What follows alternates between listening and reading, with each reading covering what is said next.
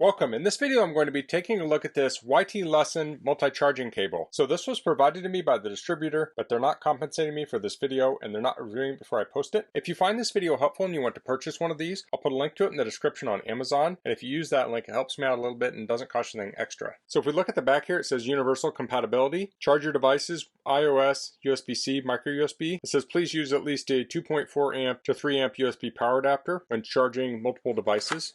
So this comes with two 5-foot cables. And get this unwrapped. I'll measure the cable to see the exact length. When I measured it, it was just under 5 feet. I maybe could have stretched it to get to 5 feet, but it was from this to the end of these connectors. So I just wanted to know if it was 5 foot to where it splits off or to the connectors themselves. So this has USB Type A on one end, and the other end has two Lightning connectors, one USB-C, and a micro USB connector. So you can charge Apple devices, Android devices, and legacy devices. Now you can also charge other things with USB-C and micro USB and power different things. So let me get this plugged in. So I have this USB charger here. I'll plug into the 3 amp port.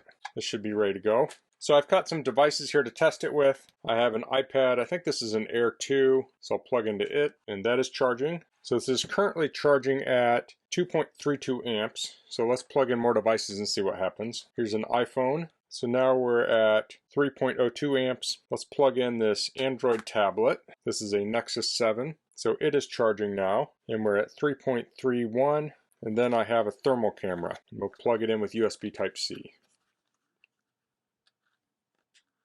And that is charging now. Let me make sure everything is charging. Yep. So some of these are actually out of frame here. Sorry. So we have 4 devices here. It's currently charging at, looks like about 3.64 amps. There we go.